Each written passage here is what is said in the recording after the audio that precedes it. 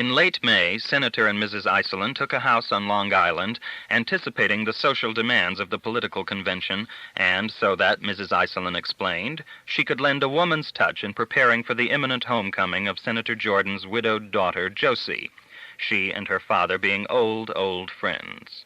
She confided all of this to the society editor of the Daily Press, after asking Raymond to ask the society editor to call her. It remained for Raymond to read the news about Josie's homecoming as any other reader of the newspaper might, and he became savage in the fury of his resentment when he reached her on the telephone. Raymond's mother allowed him to curse and cry out at her until she was sure he had finished. He spoke for nearly 4 minutes without stopping, the sound of the words like a stream of bullets, his phrasing erratic and his breathing heavy. When she was sure of his pause, she invited him to a costume ball she was staging on the very day of Josie's return from Buenos Aires. She said she was sure that he would accept because Josie had already accepted, and that it had been a dog's age since he and Josie had met. She maintained her control all during Raymond's shouted obscenities and screamed vituperation. Then she hung up the instrument with such vigor that she knocked it off her desk. She was drawn forward into an even blacker rage. She picked the telephone up and ripped it out of the wall and crashed it through a glass-topped table 4 feet away. She picked up the shattered table and flung it through the short corridor that led to the open bathroom door, disclosing warm pink tile behind the glass shower curtain. The table splintered the glass, crashed through to the tile wall, and fell noisily in the tub. After a sleepless, tortured night, Raymond, who had decided he must get to the office at 7 o'clock the following morning to do what he had to do, finally fell asleep near dawn and slept through until 11. He nearly knocked Chun-Jin down when the man said good morning, because he had not troubled to call him when he knew that Raymond never slept later than 8 o'clock in the morning. When Raymond got to the office, he locked the door behind him. Utilizing the nastiest voice tone in his ample store, he told the telephone switchboard that they were not to ring his telephone no matter who called. "Including Mr. Downey, sir?" "Yes." "And Mr. O'Neill, sir?" "Everyone, anyone. Can you get that through your heads?" "Heads, sir? I have one head, sir." "I'm sure," Raymond snapped. "Then are you able to get it through your head? No calls, do you understand?" "Bet on it, sir. Everything. Bet your house, your clothes." "Bet? Oh. One moment there. I will revise my orders. I will take any call from Buenos Aires. You probably pronounce that Buenos Aires. I will accept calls from there." "Which, sir?" "Which what?" "Which city?" "I don't understand." "Buenos Aires or Buenos Aires, sir?" "It's the same place." "Very good, sir. You will accept calls from either or both. Now, would you like to revise those orders, sir?" Raymond hung up his phone as she was speaking. "Oh, boy, oh, boy, oh, boy," the operator said to the girls working on either side of her. "Am I going to get that one someday? I wouldn't care if I was offered 4 times the money on some other job which had half the hours. I would never leave this here job as long as he works here. Someday I may be a little old lady sitting at this switchboard, but someday the day will come, and oh, boy, oh, boy, oh, boy." She was grinding her teeth as she talked. "Who, Shaw?" the girl on her left asked. "What's the use?" the girl on her right said. "If you get that offer for 4 times the money, you take it. Nobody is ever going to be able to do anything about Shaw." Dear Josie, this is a difficult letter to get written. It is nearly an impossible letter for a weak and frightened man to write, and I have surprised myself with that sentence because I have never thought that of myself, and I have never said anything less than a sufficiency about myself. I will set down at the outset that I am going to open myself up to you, and that it will probably be a long letter, so that, should it hurt you to read any such things any further, you may stop now and it will all be over. To have to love you as much as I do, as I did, was what I had started to write, so that I could plot its progression and its growth over the 9 empty and useless years without you, and to feel my love for you grow and grow and grow, and to have no place to store this enormous harvest within the emptiness. I have found that I must carry it ahead of me wherever I go, bundled in my arms like old clothes, which no one else can use and no one wants, but which have warmth in them still if someone, as bleakly cold as I have been, can be found to wear them. You will return to New York next month. I have started this letter almost 30 times, but I cannot postpone writing it and mailing it for another day, because if I do, it may not reach you. I cannot write this letter, but I must write this letter because I know that I have not got the character nor the courage the habit of hope, nor the assurance that comes from having a place in a crowded world, and I could never be able to speak to you about this long pain and bitterness which—" He stopped writing. He had smudged the paper with several genuine tears. Chapter 19. The first break in the long, long wait through dread, even though it was a totally incomprehensible break, came in May 1960. It happened when Marco was late for a 2 o'clock date with Raymond at Hungarian Charlie's booze outlet across the street from the flash shop. It was a fairly well-known fact to practically anyone who did not lack batteries for his hearing aid that Hungarian Charlie was one of the more stridently loquacious publicans in that not unsilent business. Only one other Boniface who operated farther north on 51st Street had a bigger mouth. Charlie talked as though Sigmund Freud himself had given permission, nay, had urged him to tell everyone everything that came into his head, and in bad grammar yet. 10 minutes before Marco got to the saloon, with Raymond seated at bar center staring at a glass of beer on a slow afternoon, Charlie had pinned a bookmaker at the entrance end of the bar, a man who would much rather have talked to his new friend, a young, dumpy blonde with a face like a bat's and the thirst of a burning oil field.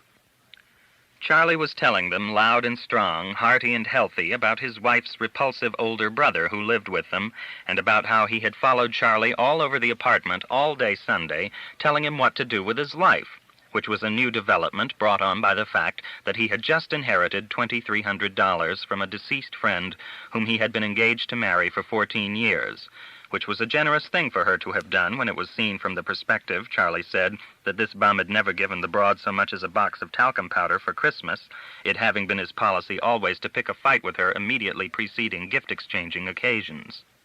"Listen," Charlie yelled, "you inherit that kind of money and you naturally feel like you know all the answers, and also it puts me in a position where I can't exactly kick him in the ankle, you know what I mean? So, with the new point of view, I say to him, very patient, why don't you pass the time by playing a little solitaire?" Raymond was on a bar stool 12 feet away from Charlie, and had in no way been eavesdropping on the conversation, as that could have been judged suicidal. He rapped on the bar peremptorily with a $50. Charlie looked up, irritated. One lousy customer in the whole lousy joint, and he had to be a point killer.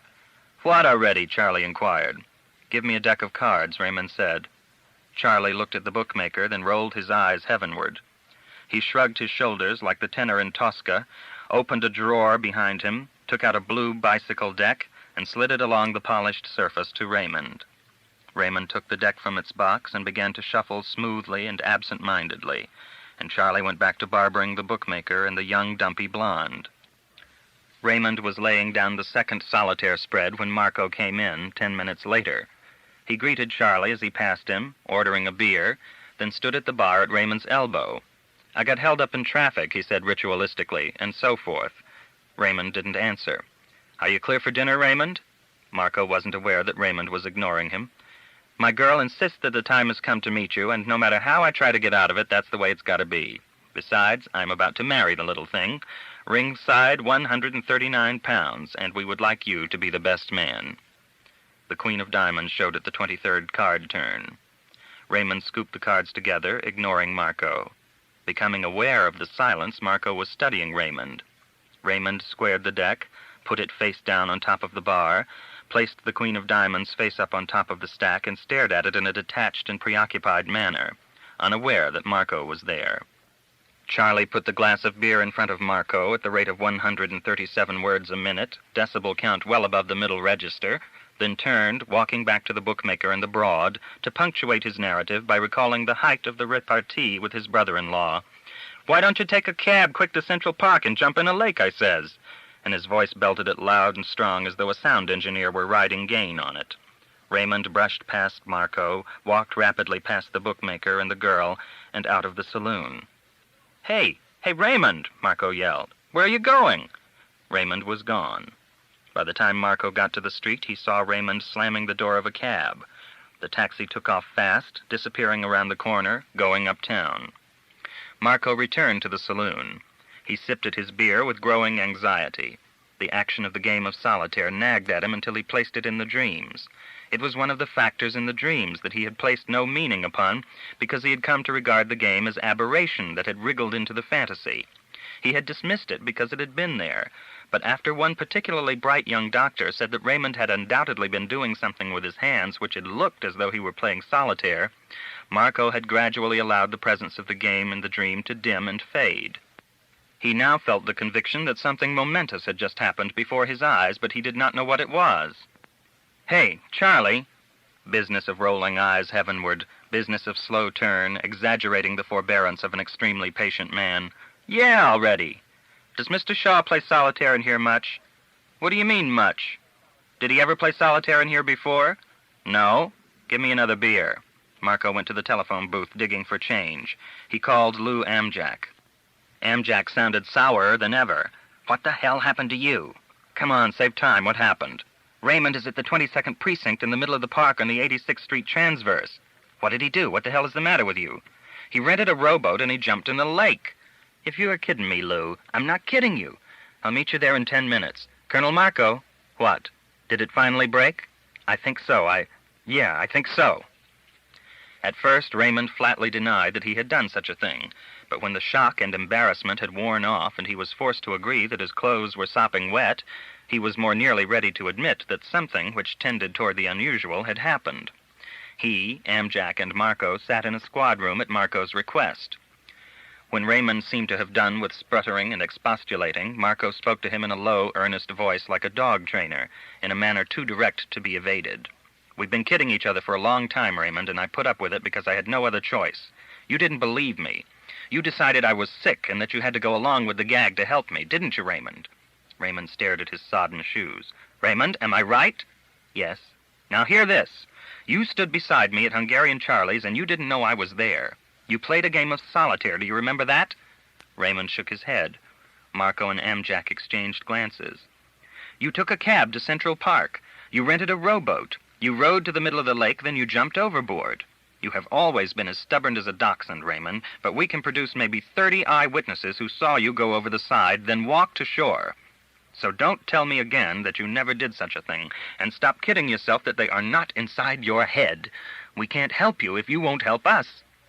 "But I don't remember," Raymond said. Something had happened to permit him to feel fear. Josie was coming home. He might have something to lose. The creeping paralysis of fright was so new to him that his joints seemed to have rusted. The capacious house in the Turtle Bay district jumped with activity that evening, and it went on all through the night. A board review agreed to accept the game of solitaire as Raymond's trigger, and once they had made the connection, they were filled with admiration for the technician who had conceived of it. 3 separate teams worked with Hungarian Charlie, the talker's talker, the bookmaker, and the young dumpy blonde. At first, the blonde refused to talk, as she had every reason to believe that she had been picked up on an utterly non-political charge. She said, "I refuse to answer on the grounds. It might intend to incriminate." They had to bring Marco in to bail her attitude out of that stubborn durance. She knew Marco from around Charlie's place, and she liked the way he smelled so much that she was dizzy with the hope of cooperating with him. He held her hand for a short time and explained in a feeling voice that she had not been arrested and that she was cooperating mainly as a big favor to him, and who knew? The whole thing could turn out to be pretty exciting. "I dig," she said, and everything was straightened out, although she seemed purposely to misunderstand his solicitude by trying to climb into his lap as they discussed the various areas. But everybody was too busy to notice, and he was gone about 2 seconds after she had said, "Listen, she'd love to cooperate, but why did they have to cooperate in different rooms?" The bookmaker was even more wary. He was a veritable model of shiftiness, which was heightened by the fact that he was carrying over $29,000 worth of action on the 6th race at Jamaica, so he couldn't possibly keep his mind on what these young men were talking to him about. They persuaded him to take a mild sedative, then a particularly sympathetic young fellow walked with him along the main corridor, and in a highly confidential manner asked him to feel free to discuss what had him so disturbed. The bookmaker knew, 1, that these were not the type police which booked gamblers, and 2, he had always responded to highly confidential whispering treatment. He explained about his business worries, stating for insurance that a friend of his, not he himself, was carrying all that action. Amjack made a call and got the race result. It was Pepper Dog, Wendy's Own, and Italian May in that order. Not one client had run in the money. The bookmaker was opened up like a hydrant. Hungarian Charlie, Natch, was with it from the word go. Marco played through 125 solitaire layouts until the technicians were sure, time after time, and averaging off, where Raymond had stopped his play in Hungarian Charlie's saloon. They tested number systems as possible triggers. Then they settled down to a symbol system and began to work with face cards because of the colors in their identification with human beings. They threw out the male face cards, kings and knaves, based on Raymond's psychiatric pattern. They started Marco working with the 4 queens. He discarded the queens of spades and clubs right off. They stacked decks with different red queens at the 23rd position, which fell as the 5th card on the 5th stack, and Marco dealt out solitaire strips. He made it the queen of diamonds for sure. They kept him at it, but he connected the queen of diamonds with the face-up card on the squared deck on the bar. Then all at once, as it is said to happen to saints and alcoholics, a voice he had heard in nightmares perhaps 700 times came to him. It was Yen Lo's voice saying, "The queen of diamonds, in so many ways reminiscent of Raymond's dearly loved and hated mother, is the second key that will clear his mechanism for any assignments." They had it made. Marco knew they had it made. Hungarian Charlie, the bookmaker, and the young dumpy blonde filled in the background of minor confirmations. The FBI called Cincinnati and arranged to have 12 factory-sealed force packs flown to New York by Army plane. The cards reached the Turtle Bay house at 9:40 a.m. A force pack is an item usually made up for magic shops and novelty stores for party types who fan out cards before their helpless quarries, saying, "Take a card, any card." Force packs contain 52 copies of the same card to make it easier for the forcer to guess which card has been picked. The 12 packs from Cincinnati were made up exclusively of queens of diamonds. Marco figured the time would come to try Raymond out as player of the ancient game of solitaire that very morning, and he didn't want to have to waste any time waiting for the queen of diamonds to show up in the play. An hour after Chun Jin had made his report to the Soviet security drop from the red telephone booth at the 59th Street exit from Central Park, a meeting was called between Raymond's American operator and a District of Columbia taxi driver who also served as chief of Soviet security for the region. As they drove around downtown Washington with Raymond's operator as passenger, the conversation seemed disputatious. Raymond's operator told the hackman emphatically that they would be foolish to panic because of what was obviously a 10,000 to 1 happenstance by which some idiot had unknowingly stumbled upon the right combination of words in Raymond's presence. "If you please. What? This is a professional thing on which I cannot be fooled. Cannot. They have been working over him. He has broken. They have chosen this contemptuous and insulting way of telling us that he has cracked and is useless to us. You people are really insecure. God knows I have always felt that the British overdo that paternal talk about this being a young country. But my God, you really are a young country. You just haven't been at it long enough. Please understand that if our security people knew what Raymond had been designed to do, they would not let you know they knew. Once they find out what Raymond is up to, which is virtually impossible, they'll want to nail whoever is moving him. Me. Then through me, you.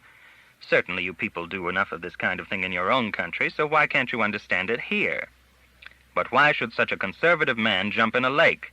Because the phrase, "go jump in the lake," is an ancient slang wheeze in this country, and some boob happened on the trigger accidentally, that's how.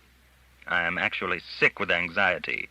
So are they, Raymond's operator said blandly, enjoying the bustle of traffic all around them, and thinking what a hick town this so-called world capital was. But how can you be so calm? I took a tranquilizer. A what? A pill. Oh, but how can you be so sure that is what happened? Because I'm smart. I'm not a stupid Russian. Because Raymond is at large. They allow him to move about. Marco is tense and frightened. Read the Koreans' reports, for Christ's sake, and get a hold of yourself. We have so little time, and this is wholly my responsibility as far as my people are concerned. Heller, Raymond's operator said, reading the name from the identification card, which said that the driver's name was Frank Heller. Suppose I prove to you that Raymond is ours, not theirs. How? The Soviet policeman had to swerve the cab to avoid a small foreign car that hurtled across from a side street at his left.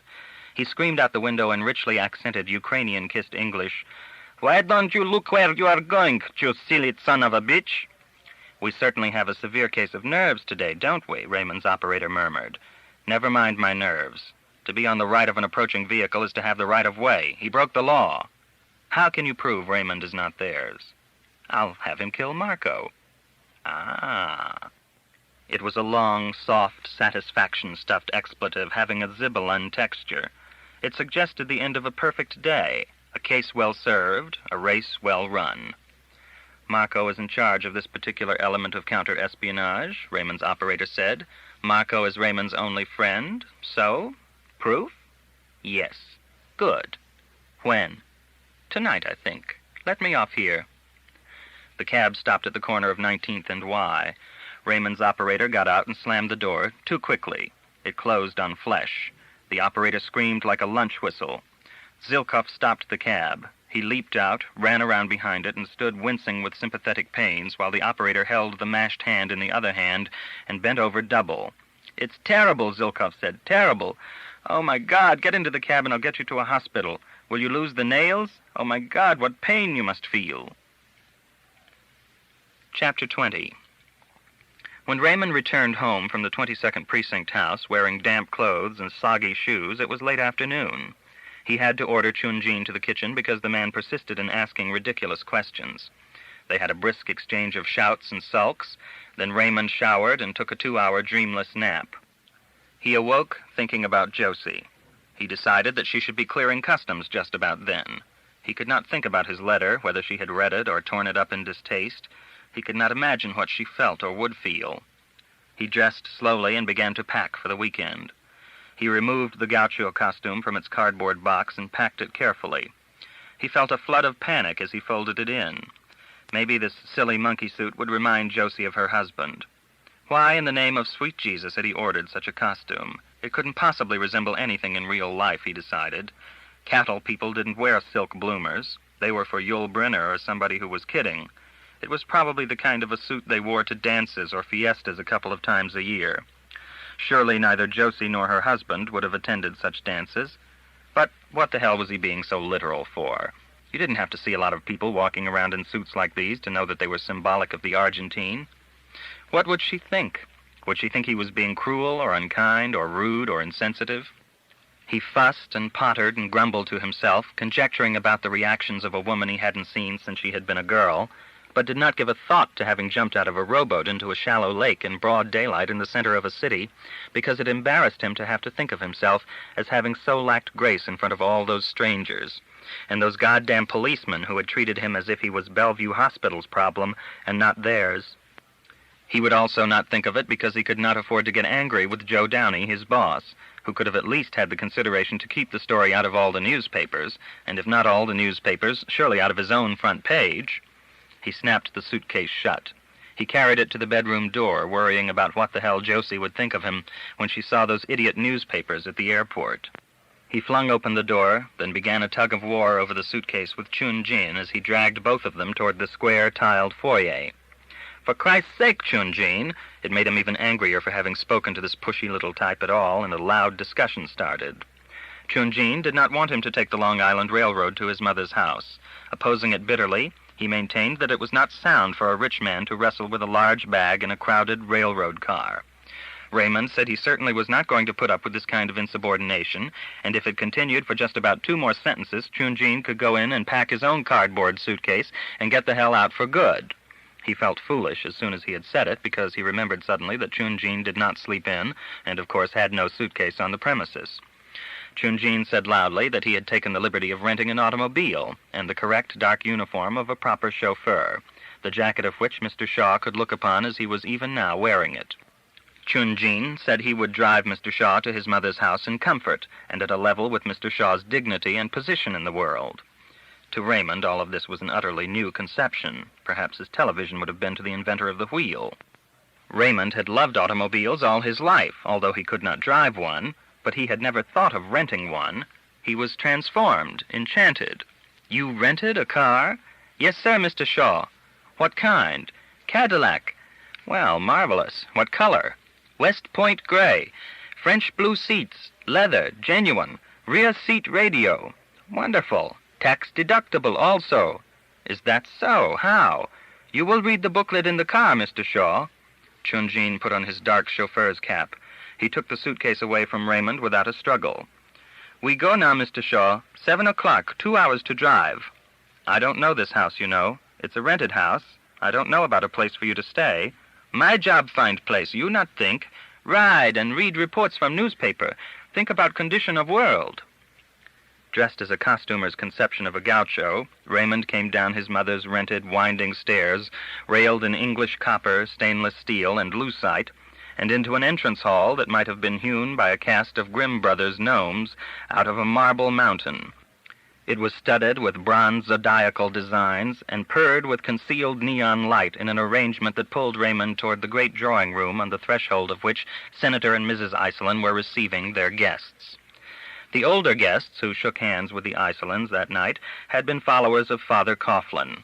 The group just younger than them had rallied around Gerald L.K. Smith, and the rest, still younger, were fringe lice who saw Johnny's significance in a clear white light.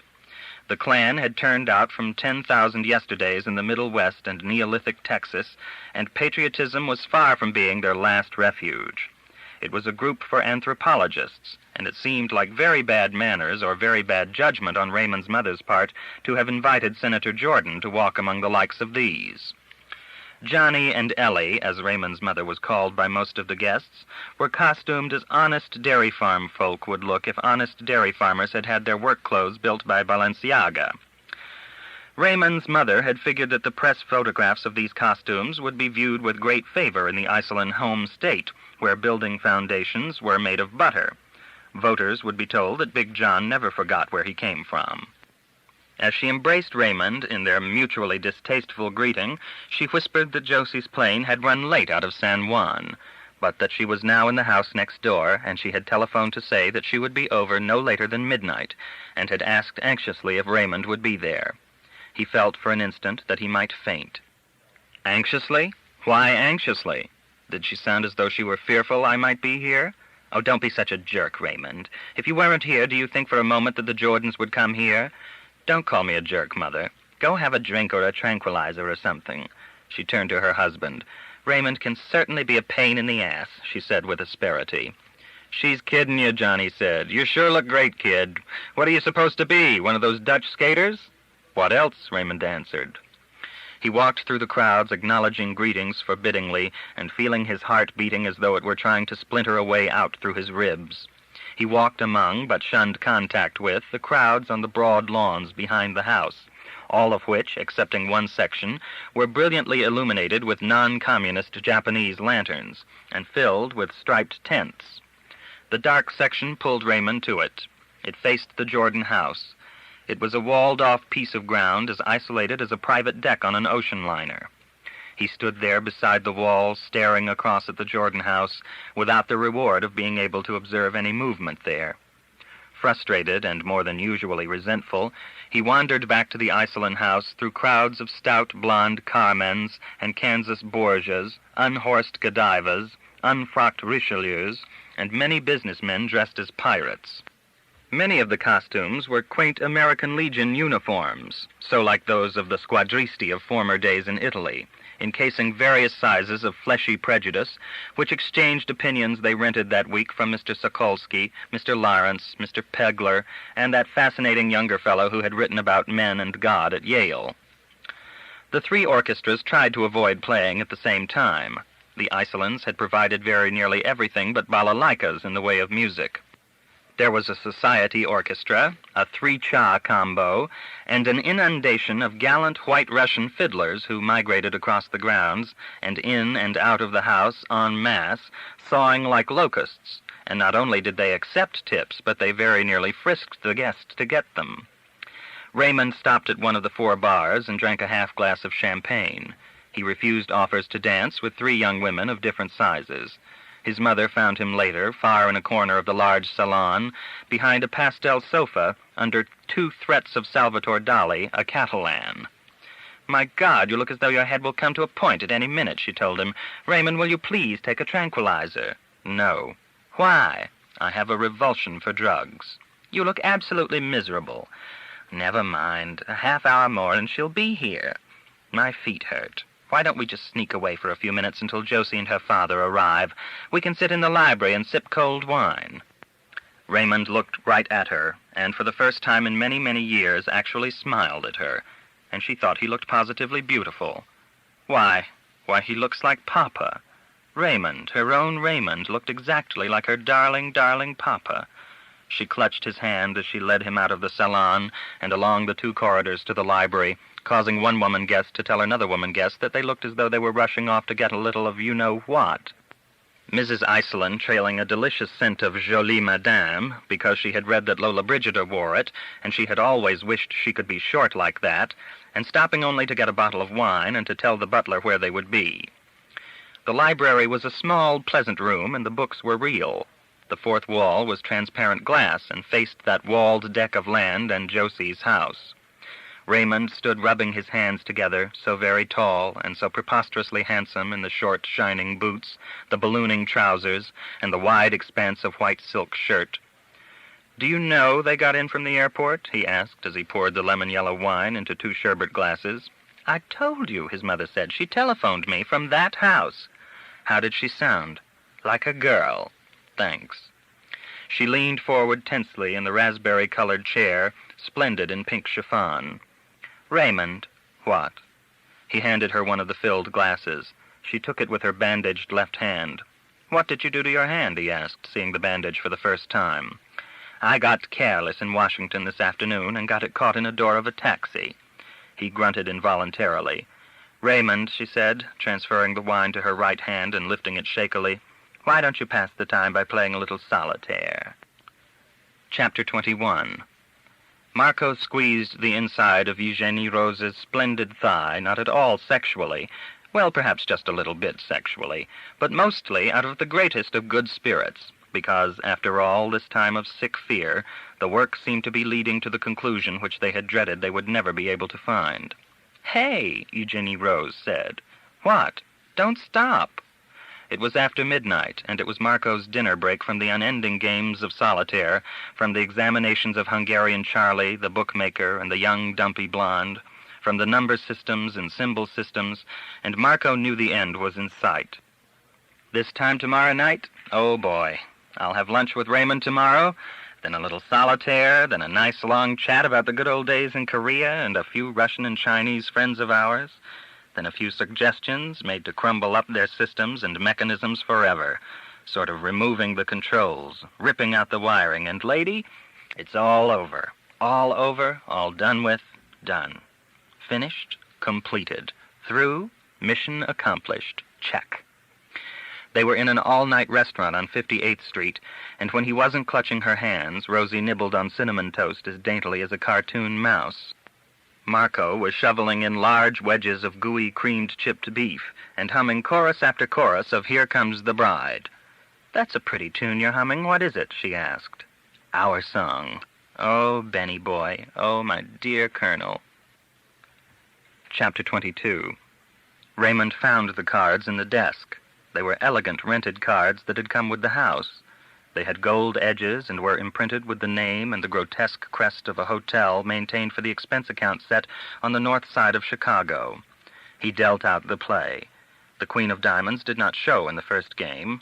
As he placed the cards precisely, his mother sat on the edge of her chair with her face buried in her hands. When she heard him squaring up the pack, she sat up straight and her face was twisted bitterly.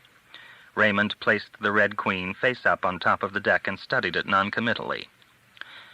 "Raymond, I must talk to you about a problem with Colonel Marco, and I must talk to you as well about many other things, but there will be no time tonight. It seems that there is never time." There was a brisk knocking at the door, which she had locked. "Damn," she said, and walked to the door. "Who is it?" "It's me, hon, Johnny. Tom Jordan is here. I need you." "All right, lover, I'll be right out." "Who the hell are you in there with, anyway?" "Raymond." "Oh, well, hurry it up, whatever it is, hon. We have work out here." She walked back and stood behind Raymond with her hands on his shoulders. As he watched the Red Queen, she repaired her face as best she could. Then she leaned over him and took the card. "I'll take this with me, dear," she said. "It might bring mischief if I leave it here." "Yes, Mother." "I'll be back as soon as I can." "Yes, Mother." She left the library, locking the door behind her. As soon as she was gone, something rattled at the terrace door. Raymond looked up just as the smiling, beautiful young woman closed the door behind her. She was dressed for the masquerade party, costumed as a playing card. The rich gold and scarlet cowl fell from her crown to her shoulders. Gold-encrusted jewels banded the lush black and white ruff at her throat. The kaleidoscopic complex of inlays and metallic oranges, yellows, purples, scarlets, blacks, and whites fell to her bodice and below. From the top of her head, stiffly parallel to her shoulders, then falling at right angles full down the sides of her body, was a white papier-mâché board on which was printed a regal Q, a red diamond standard directly below it at the left corner, while at the right there stared a large red diamond against the shining white background. It was the Queen of Diamonds, his patron and his destiny. She spoke to him. "I saw you through my window just before we left the house," she said huskily. "My heart almost shot out of my body. I had to see you alone. Daddy went around the front way, and I slipped through that old iron door in the stone wall." Josie? She was Josie, and she was his Queen of Diamonds. She was the Queen of Diamonds, his special lady from the stars, and she was Josie. "Your letter, oh, my darling." He moved across the room and held her by the shoulders, swaying. He looked down at her with such a force of pure love that she shivered, and they were together in love forever. He kissed her. It was the first time he had ever kissed her after having possessed her completely in imaginations through 9 risings of April and the deaths of 8 Decembers. He pulled her down on the couch, and his hands fumbled with her royal clothes and royal person, while his mouth and his body sought his salvation with the only woman he would ever love, and the only woman who had ever allowed him to love her. The cardboard queen he served, and the lovely girl he had adored from the moment he had come to life beside her near a lake, near a snake, with an expanding dream. Senator Jordan's costume was the toga and sandals of a Roman legislator, combined with a blanked expression. He stood next to Senator Iselin, equidistant from the marble walls at the center of the foyer. The 3-cha combo scattered sounds over them from the bottomless fountain of its noises.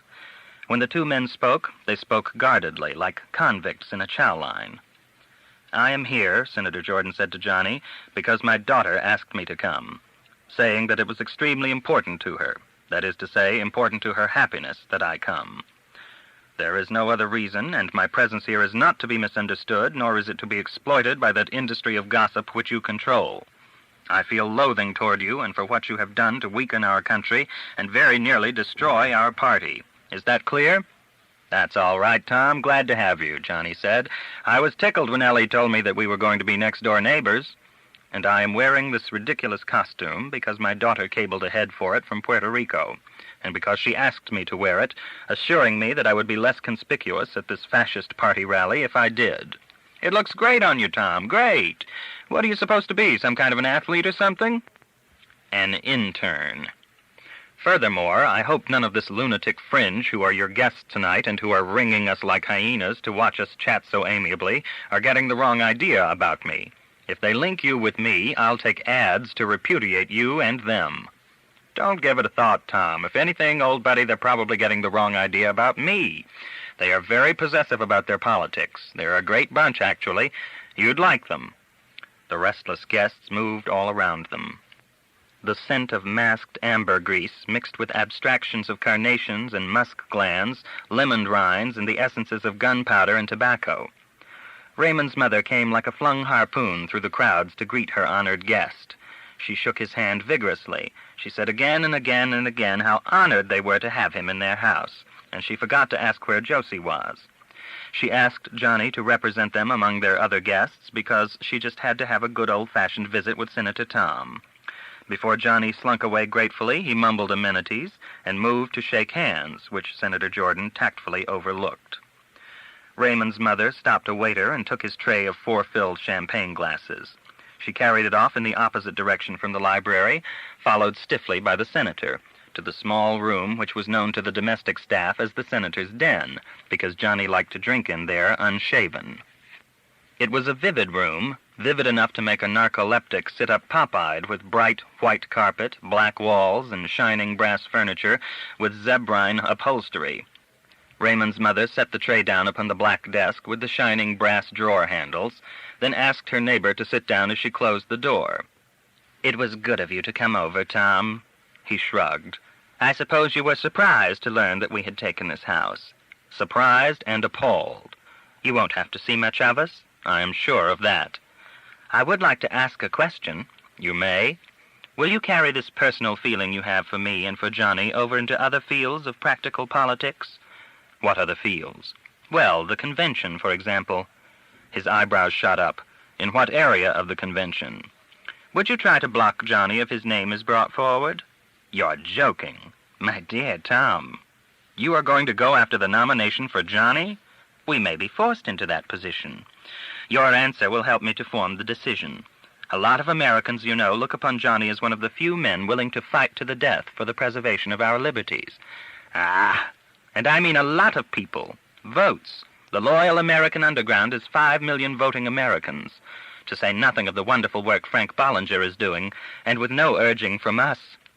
He says flatly that he will walk into that convention with a petition of not less than 1 million votes pledged for Johnny as a down payment on 10 million.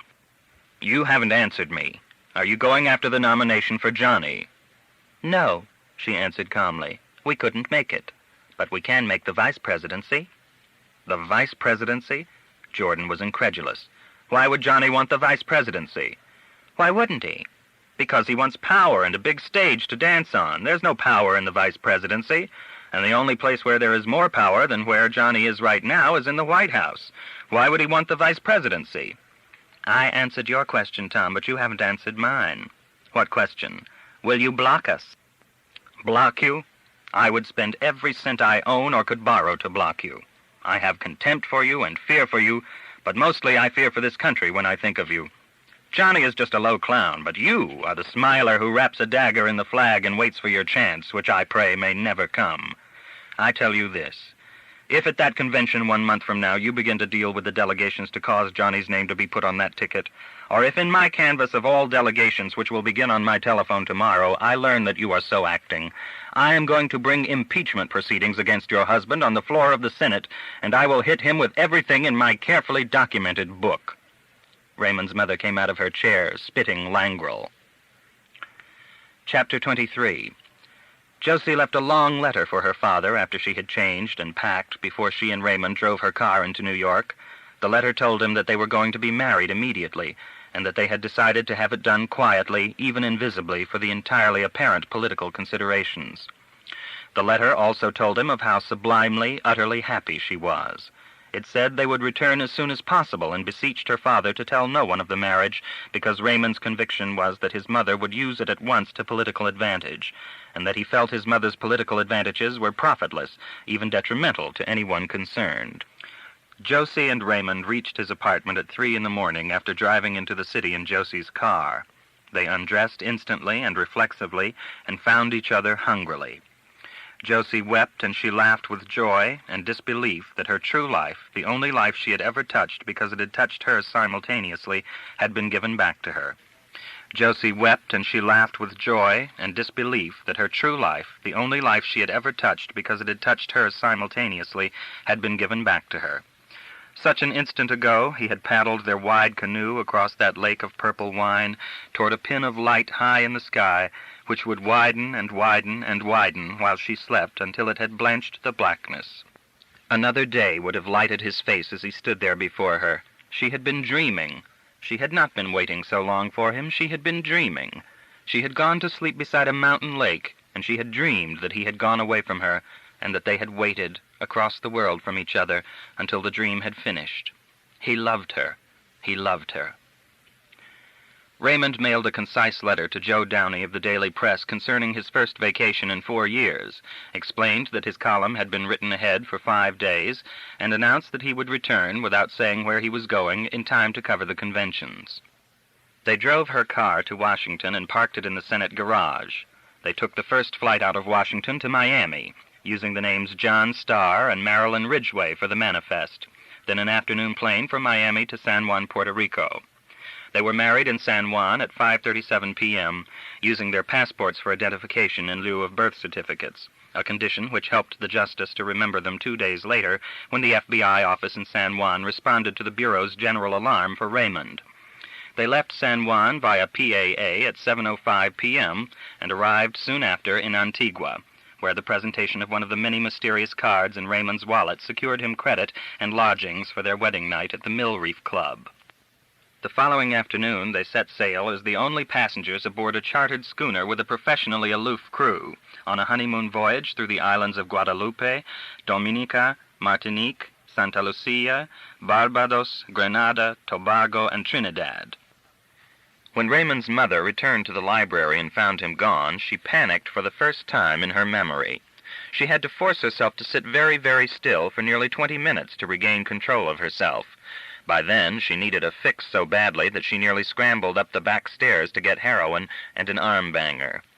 She changed from the costume of the dainty milkmaid, coked to the very retinas, and calmly slipped into something she could wear to the airport, thence to Washington. She leaned back and closed her eyes, her body allowing the serenity to wash over it, and she considered quite objectively what must be done to move through this catastrophe. Although she had the servants seek Raymond throughout the house and grounds, and she checked his room herself, she understood best the intuition which told her that he must have fled from her, and that his mechanism had broken down. She knew as well as she could tell the time that, having been triggered by the Red Queen, when the Red Queen had been removed from his sight, he would have remained in the locked room for the rest of his days in complete suspension of faculties, if the mechanism had been operating as constructed. She had elaborate cause to panic. Chun-Jin missed Raymond approximately 2 hours later than his mother did, but his alarm was relayed into the Soviet apparatus via telephone tape recorder in Arlington, Virginia, immediately, so that they knew about Raymond's disappearance before his mother could reach Washington to tell them. They had panicked, too. A general order was issued to trace the fugitive through their own organizations, but as they confined their search within the borders of the continental United States, they got nowhere as the days went on and on. The FBI resumed its interrupted surveillance of Raymond at Martinique. They were able, through some fine cooperation, to persuade 2 crew members to jump ship, whereupon 2 agents of the Bureau were signed on the schooner as working hands. The Bureau had found Josie's car in the Senate garage, and she and Raymond were immediately identified as connections of senators, and he as the well-known newspaper man. The Bureau was about to discuss the matter with Senator Jordan when the San Juan office reported the marriage. After that, the names of Mr. and Mrs. Raymond Shaw showed up on the PAA manifest for the skim to Antigua, then quickly after that, like gypsy finger-snapping, at the Mill Reef Club, on the Wright Wharf, on the voyage plot filed at the company's office, then at Martinique, where the 2 agents boarded to protect the blissfully ignorant couple from they knew not what. If Marco had not been the little gentleman about the whole thing, if he had not been so hipped on the sanctity of the honeymoon in an entirely subjective manner, he would have been one of those 2 agents who boarded as crew, and he would have had a 4-stack of 52 queens of diamonds in his duffel, those with keen hindsight said later. However, he could see no harm coming to them while they were that far out at sea, so he planned to visit Raymond at the earliest possible moment upon the honeymooners' return. Josie and Raymond returned to New York on the Friday evening before the Monday morning when the convention was scheduled to open at Madison Square Garden. They had been away for 29 days. They moved into Raymond's apartment with golden tans and foaming joys. It took 2 calls to locate Josie's father, because he had closed the summer house on Long Island and had moved back to the house on 63rd Street. He insisted that they have a wedding celebration that evening because of the wonderful sounds and the sounds within those sounds far within his daughter's happy voice. They celebrated at an Italian restaurant on East 55th Street. The city was rapidly tilting with the arrival of politician-statesmen and statesmen-politicians, and just routine hustlers for the convention, so it was no trick at all for the newspaper in opposition to the daily press to learn of the celebrating party of 3, and in no time a photographer had appeared on the scene, taken a picture, and confirmed the story of the marriage. That being the case, Raymond explained earnestly to Josie he had no choice but to alert his own paper, because it would be a bitter occasion indeed if they were beat to the street with his own picture. So a press photographer and reporter were rushed to the restaurant, which heretofore had been famous only for the manufacture of the most formidable martinis on the planet. A journalistic coincidence was duly observed in the wayward press department of the New Yorker in a subsequent examination of the national press reports published during the national political conventions. The survey noted that both newspapers reporting the Jordan-Shaw marriage at the same instant employed lead paragraphs that were almost identical. Each newspaper made a comparison with the plot of Romeo and Juliet, a successful play by an English writer which had been taken from the Italian of Masuccio di Salerno. Both paragraphs referred to the groom as being of the house of Montague, Iselin, and to the bride as being of the house of Capulet, Jordan, then went on into divergent reviews of the murderous bitterness between the two senators, recalling Senator Iselin's startling press conference of 1 week previous, at which he had charged Senator Jordan with high treason, brandishing papers held high as absolute proof that Jordan had sold his country out to the Soviets, and stating that at the instant the Senate reconvened, he would move for 1, Senator Jordan's impeachment, and 2, for a civil trial at the end of which the senator demanded passionately, the only possible verdict would be that this traitor to liberty and to the only perfect way of life must be hanged by the neck until dead. Senator Jordan's only response had been made upon a single mimeographed sheet holding a single sentence, distributed to all press agencies. It said, "How long will you let this man use you and trick you?" Senator Jordan did not mention the Iselin attack to the bride and groom while they were in the restaurant. He knew they would hear about it all too shortly. Before the stories and pictures announcing Raymond's return and their wedding could appear in the morning editions, friends, agents, and sympathizers had passed the word along through channels to the Soviet Security Command. The command issued its wishes to Mrs. Iselin in Washington, and she reached Raymond by telephone the next morning. She chided him gently for not having told her of his great happiness, and was so gently convincing in her most gentle hurt that Raymond was surprised to realize that he felt he had behaved somewhat badly toward her.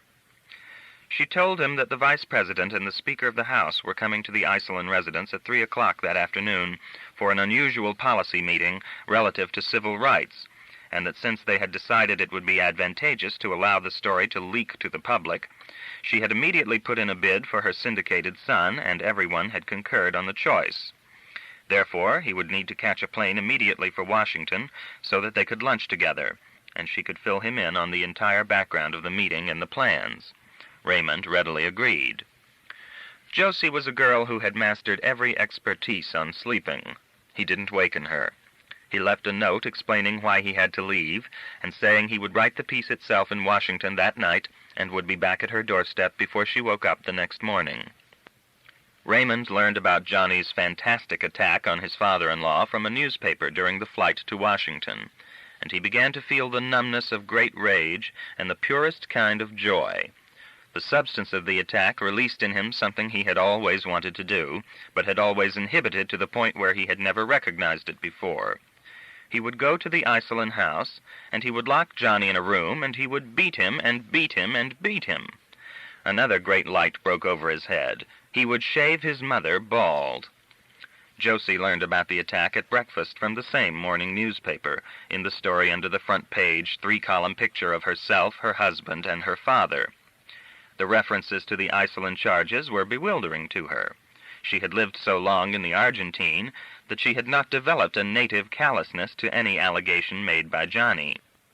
She dressed at once, telephoned her father, told him she would be right there, and hurried out of the house, taking an overnight bag with her, and leaving a note for Raymond, explaining briefly, and asking him to come to her father's house as soon as he could the following morning. She signed the note "With all my love, forever," and propped it up for his attention on the foyer telephone. Colonel Marco, that constant brooder over the marriage state, deferred too long in his plan to disturb the newlyweds. When he went to Raymond's apartment with his force cards to sweep the destructions out of Raymond's mind, Raymond and Josie had both gone. No one answered the doorbell to give him information as to where they had gone. Chun-Jin could see the caller by opening the service door just a crack, 15 yards along the hall to Marco's right. Raymond's mother gave Raymond no chance to put his vengeance into effect when he reached her house in Washington.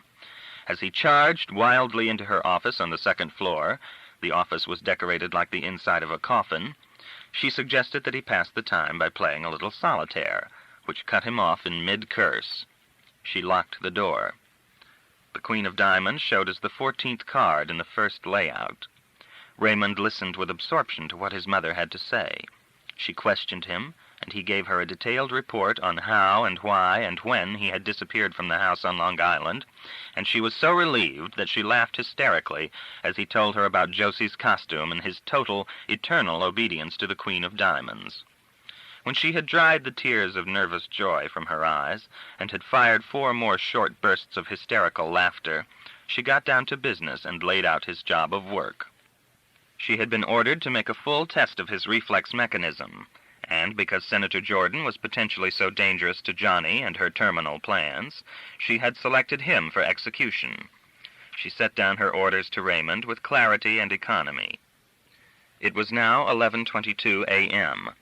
Raymond was to go to the Washington Bureau of the Daily Press and talk about convention coverage problems with the bureau chief, so that his presence in the city would be established. He would then have lunch at the press club and talk to as many acquaintances at the bar as possible. Raymond reported stolidly that he did not have acquaintances. His mother said he knew Washington newspaper men, didn't he? He said he did. She said, "Well, you can just stand next to them and talk to them, and it will be such a shock that they'll place you in Washington this weekend for many years to come." After lunch, he would appear on the Hill and find an excuse to visit with the Speaker. At 5 o'clock, he would stop by at the press room at the White House and annoy Haggerty by pushing for a breakfast date the following morning at 7 o'clock.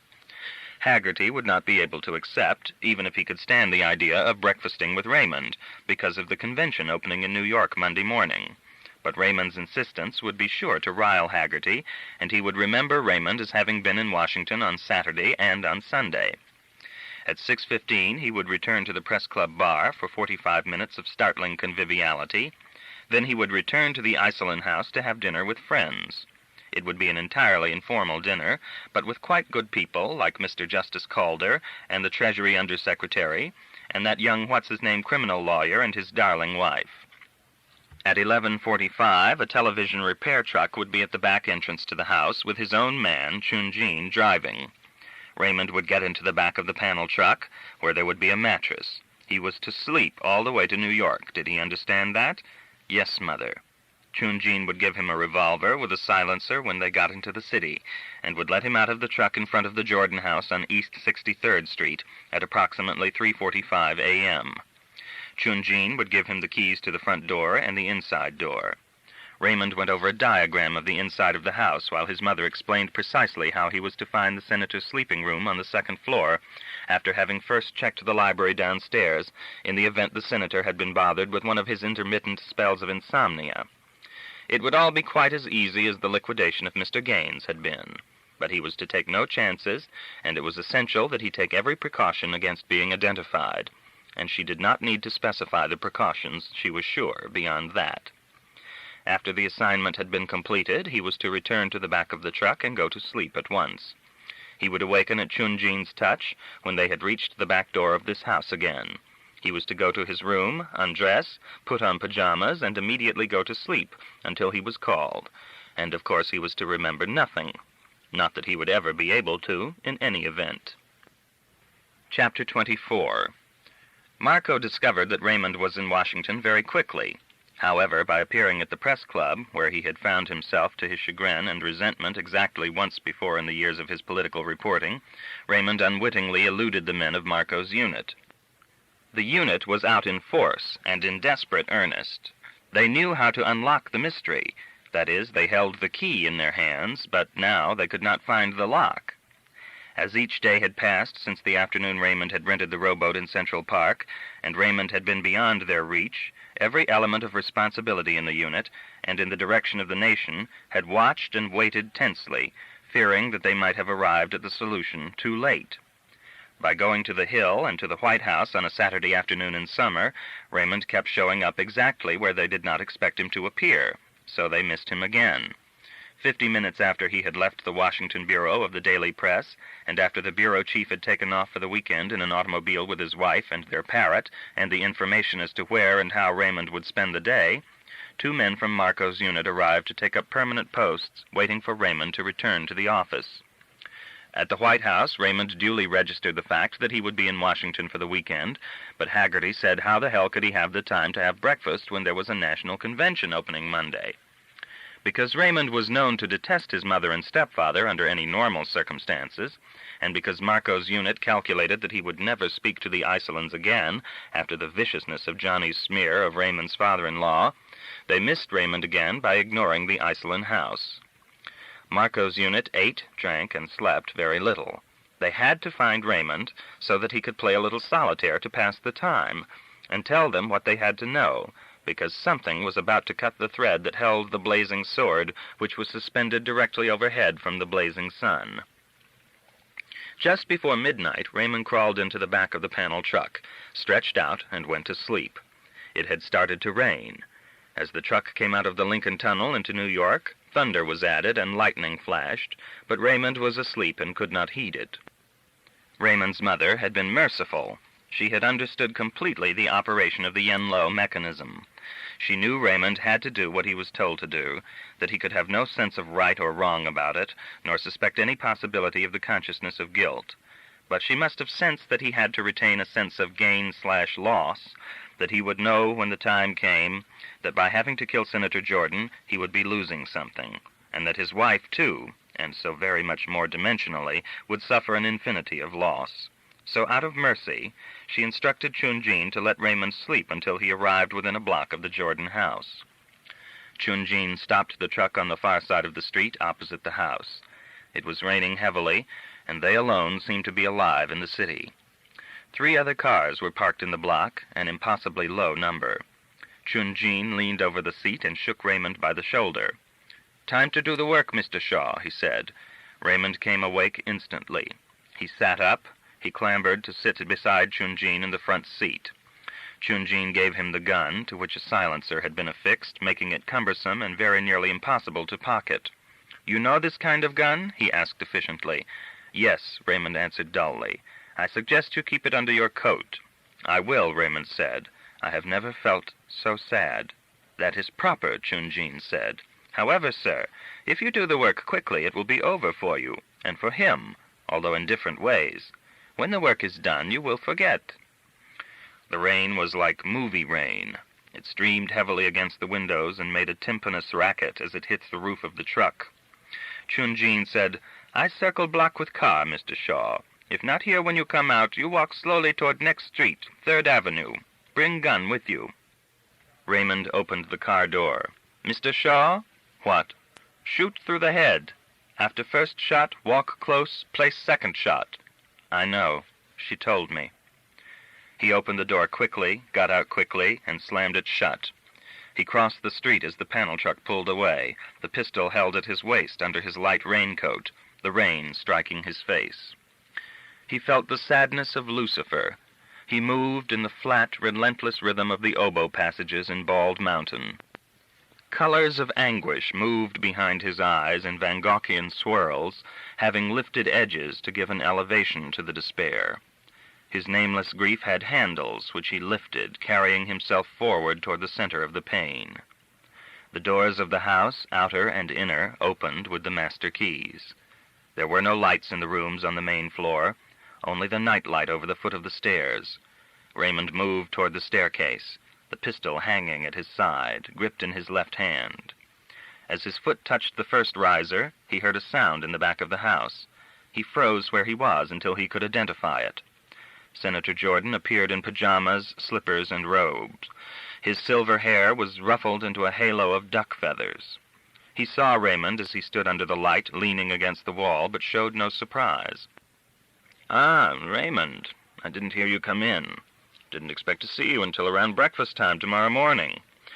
I got hungry. If I were only as hungry in a restaurant as I am after I've been asleep in a nice warm bed for a few hours, I could be rounder and wider than the fat lady in the circus. Are you hungry, Raymond?" "No, sir." "Let's go upstairs. I'll force some good whiskey on you. Combat the rain. Soothe you after traveling, and any number of other good reasons." He swept past Raymond and went up the stairs ahead of him. Raymond followed, the pistol heavy in his hand. "Josie said you had to go down to see your mother in the speaker." "Yes, sir." "How was the speaker?" I didn't see him, sir." "I hope you didn't get yourself all upset over those charges of Isolines." "Sir, when I read that story on the plane going to Washington, I decided what I should have decided long ago, I decided that I owed him a beating." "I hope you didn't." "No, sir. Matter of fact, an attack from John Iceland can help a good deal. I'll show you some of the mail. Never got so much supporting mail in 22 years in the Senate." "I'm happy to hear it, sir."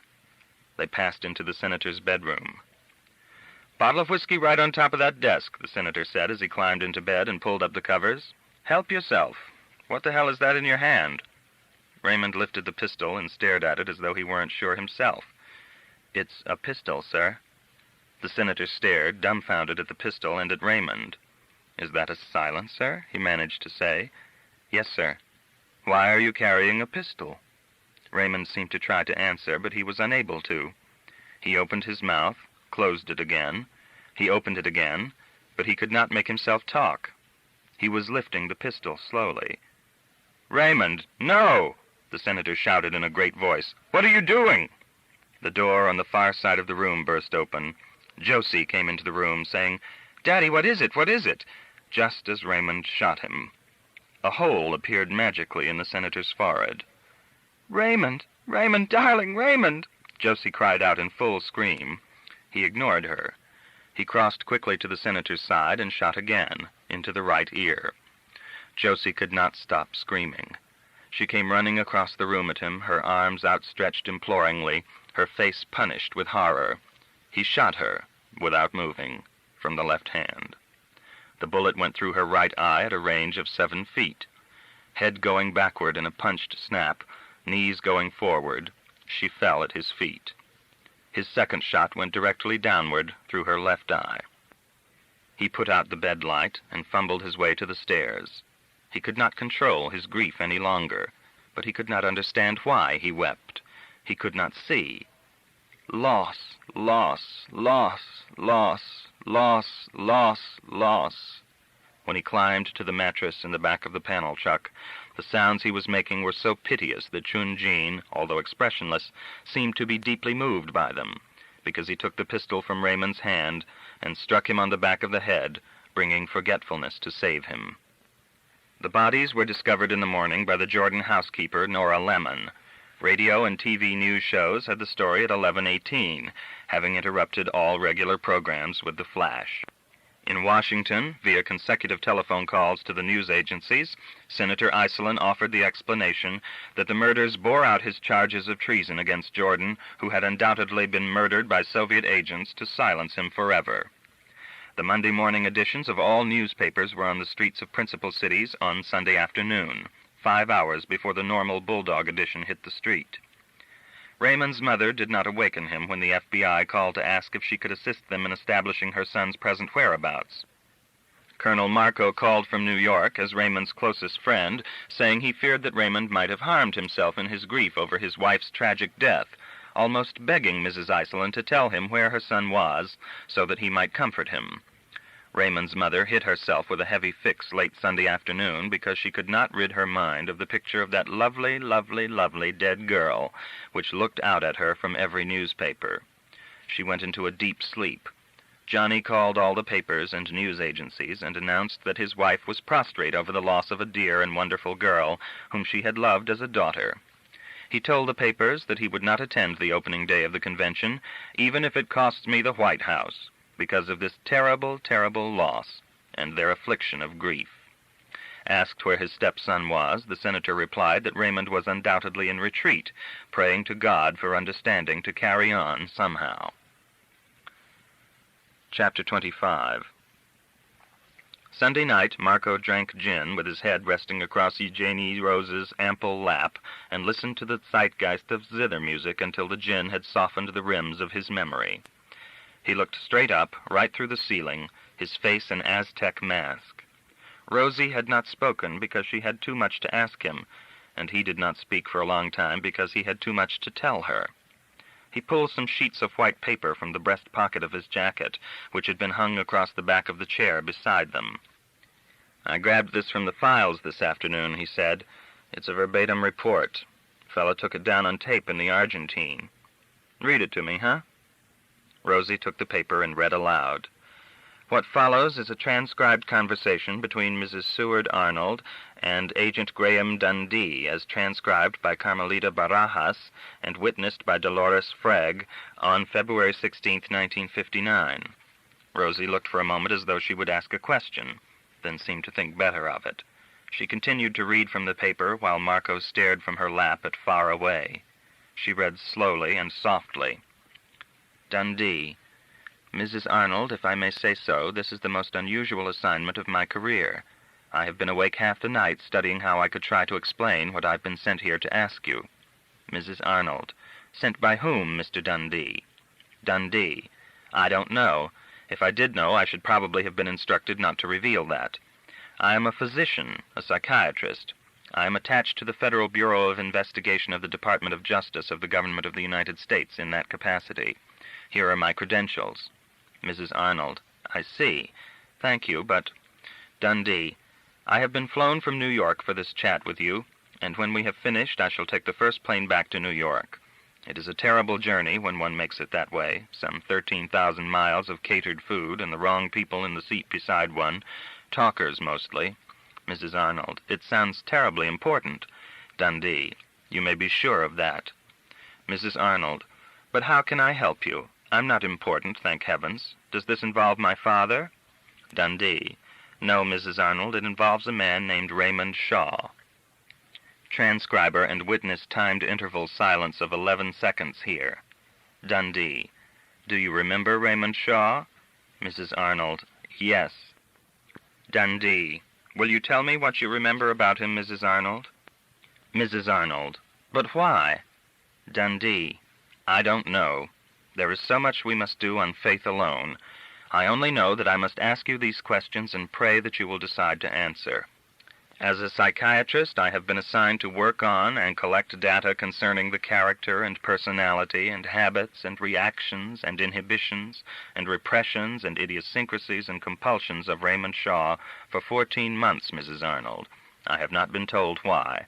I know only that it is desperately important work. Mrs. Arnold. It has been 7 years since I have seen or spoken to Raymond Shaw. Dr. Dundee. Dundee. Thank you. Mrs. Arnold. I was only a girl. I mean to say I did not consciously store up information about him. I mean, to get me started, perhaps you would tell me what you know about Raymond Shaw. Dundee.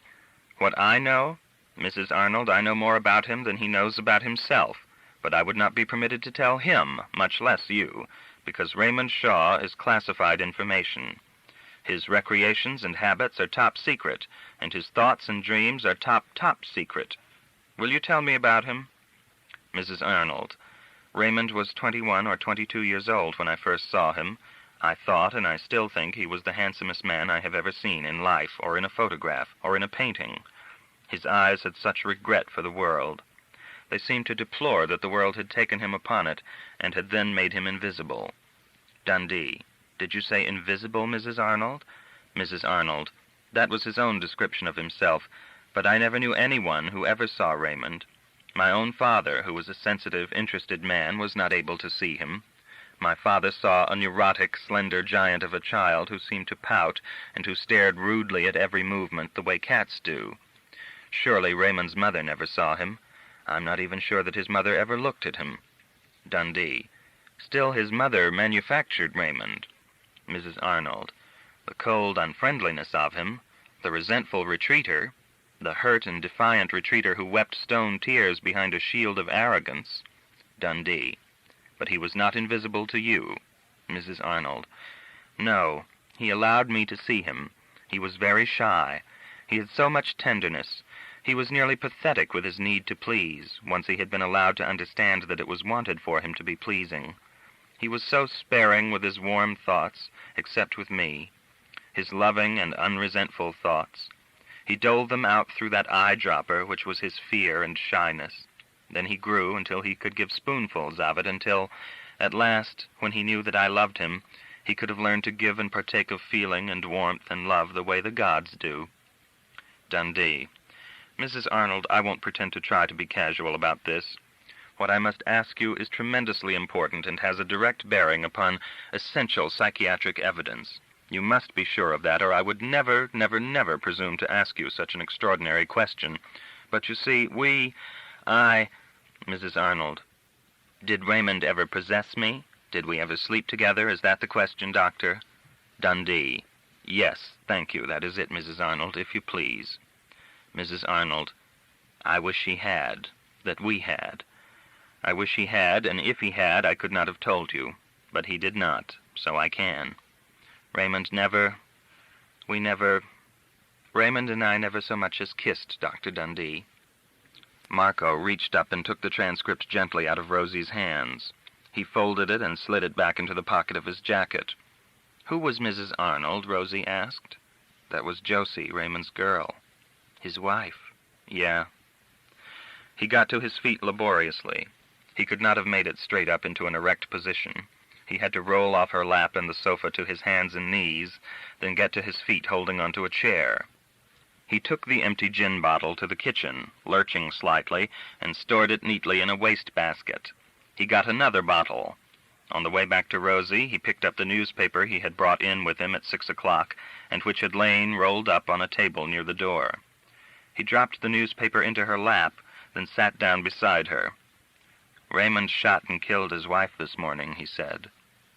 She tried to read the paper and watch Marco at the same time. She drew astonishment from the paper and horror from the sight of Marco because he looked so ravaged. He drank a few fingers of warm gin while she read the story. When she had finished it, she said, "The paper doesn't say that Raymond killed his wife." Marco didn't answer. He drank and thought and listened through one more side of zither music, then he fell forward on his face to the horrendous pink cabbage roses in the French blue rug.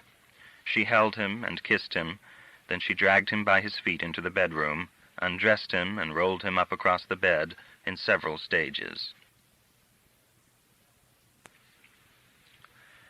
Chapter 26. Raymond watched the Queen of Diamonds on top of the squared deck while his mother spoke to him. "And Chun-Jin will give you a two-piece Soviet Army sniper's rifle with all of its native ballistic markings. It sets nicely into a special bag which you can carry just as though it were a visiting doctor's bag. You'll take it with you to the hotel at Newark. We have come to the end of this terrible road at last, Raymond, darling. After years and years and so much pain, it will all be over so soon now. We have won the power, and now that they have given it to us, they can just begin to fear. We may reply now, my dearest, for what they have done to you, to me, and to your lovely Josie." Raymond's mother had banged a charge into her arm just before this session of briefing Raymond, and it most certainly agreed with her. Her magnetic, perfectly spaced blue eyes seemed to sparkle as she talked. Her lithe, solid figure seemed even more superb because of her flawless carriage. She wore a Chinese dressing gown of a shade so light that it complemented the contrasting color of her eyes. Her long and extremely beautiful legs were stretched out before her on the chaise lounge, and any man but her son or her husband, seeing what she had, and yet knowing that this magnificent 49-year-old body was only a wasted uniform covering blunted neutral energy, might have wept over such a waste. Her voice, usually that of a hard woman on the make for big stakes, had softened perceptibly as she spoke, because she was pleading, and her voice had new overtones of self-deception. In the years since Raymond had been returned from the army and shock had been piled upon shock, the sanity-preserving part of her mind, which labored to teach her how to forgive herself and thus save herself, had been working and scheming against the day when she must explain everything to Raymond and expect to receive his forgiveness. "I am sure you will never entirely comprehend this, darling, and I know, the way you are right now, this is like trying to have a whispered conversation with someone on a distant star. But for my own peace of mind, such as that is, it must be said. Raymond, you have to believe that I did not know that they would do what they did to you. I served them. I fought for them. I got them the greatest foothold they will ever have in this country, and they paid me back by taking your soul away from you. I told them to build me an assassin. I wanted a killer who would obey orders from a stock in a world filled with killers, and they did this to you because they thought it would bind me closer to them. When I walked into that room in the Swarden Sanitarium in New York to meet this perfect assassin, and I found that he was my son, My son with a changed and twisted mind and all the bridges burned behind us. But we have come to the end now, and it is our turn to twist tomorrow for them, because just as I am a mother before everything else, I am an American second to that, and when I take power they will be pulled down and ground into the dirt for what they did to you, and for what they did in so contemptuously underestimating me." She took his hand and kissed it with burning devotion. Then she held his face in her hands and stared into it tenderly. "How much you look like Papa. You have his beautiful hands, and you hold your beautiful head in that same proud, proud way. And when you smile, smile, my darling." Raymond smiled, naturally and beautifully, under orders. She caught her breath in a gasp. "When you smile, Raymond dearest, for that instant I am a little girl again, and the miracle of love begins all over again. How right that seems to me. Smile for me again, sweetheart. Yes, yes. Now kiss me. Really, really kiss me." Her long fingers dug into his shoulders and pulled him to her on the chaise. And as her left hand opened the Chinese robe, she remembered Papa and the sound of rain high in the attic when she had been a little girl, and she found again the ecstatic peace she had lost so long, long before. Chapter 27. Theodore Roosevelt said that the right of popular government is incomplete unless it includes the right of voters not merely to choose between candidates when they have been nominated, but also the right to determine who these candidates shall be. 3 major methods have been used by the parties in American political history to name candidates: the caucus, the convention, and the direct primary. The caucus was discarded early because it gave the legislature undue influence over the executive. The convention method for choosing presidential candidates was first used in 1831 by the anti-Masonic Party. But the basic flaw in any convention system is the method of choice of delegates to the convention. The origin of the direct primary is somewhat obscure, but it is generally considered as having been adopted by the Democratic Party in Crawford County, Pennsylvania in 1842. However, not until Robert M. La Follette became governor of Wisconsin early in 1900 was a political leader successful in pushing through a mandatory statewide direct primary system. Because no public regulation exists to control it, the National Convention has developed into one of the most remarkable political institutions in the world. In no other nation on this planet is the selection of national leaders, whose influence is to be felt profoundly throughout the world, and the formulation of ostensibly serious policies placed in the hands of a convention of about 3,000 howling, only cursorily consulted delegates and alternates. M. Ostrogorsky, a French observer of the American political scene, wrote in 1902 of the convention system, "You realize what a colossal travesty of popular institutions you have just been witnessing. A greedy crowd of office holders, or of office seekers, disguised as delegates of the people, on the pretense of holding the grand council of the party, indulged in, or were victims of, intrigues and maneuvers, the object of which was the chief magistracy of the greatest republic of 2 hemispheres, the succession to the Washingtons and the Jeffersons. Yet, when you carry your thoughts back from the scene which you have just witnessed, and review the line of presidents, you find that if they have not all been great men, far from it, they were all honorable men, and you cannot help repeating the American saying, 'God takes care of drunkards, little children, and of the United States.'" The climate of welcome in which the convention of 1960 opened was like many of those that had preceded it. Hotels were festooned with bunting. Distillers had provided all saloons with printed partisan displays, the backs of which carried the same message in the name of the other party, whose convention would follow in 3 weeks.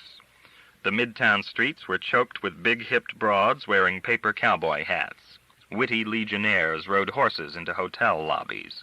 Witty legionnaires squirted friendly streams from water pistols at the more defenseless-looking passers-by. Gay delegates hung $20 call girls by their heels out of high hotel windows. Ward heelers issued statements on party unity. Elder statesmen were ignored or used depending on the need. The pickpocket squad worked like contestants in a newsreel husking bee. 104 men's suits were misplaced by the dry cleaning services of 38 hotels. Petitions and documentations were submitted to the Resolutions Committee by farm lobbies, labor unions, women's organizations, temperance groups, veterans blocs, anti-vivisection societies, and national manufacturers' Turnvereins. 2,104 hand towels over the minimal daily quota would be used, on an average, for each night the convention sat in the city. A delegate was arrested, but not prosecuted, for wrestling with a live crocodile in Duffy Square to call attention to the courage of a Florida candidate for the vice presidency. The world's largest campaign button was worn by a bevy of lovely young apple farmers from the Pacific Northwest, although their candidate came from Missouri. He happened to be in the apple business. At 8 a.m., 2 hours before the convention opened on Monday morning, Marco conducted a drill of 200 FBI and Army intelligence agents and 310 plainclothesmen and women of the New York Police Department, assembled in the backstage area of the garden where they were briefed on the overall assignment. Marco was so frantic with worry and fear that his hand shook as he used the chalk on the large blackboard on a high platform. After Marco's briefing, more and more detailed briefings were conducted down through the units of command to squad level, until Marco, Amjack, Leonard, and the chief inspector of the New York Police were sure that each man knew what he was to do. The 27th National Convention of the party was opened by Miss Viola Narvely of the great Indianapolis Opera Company singing the national anthem.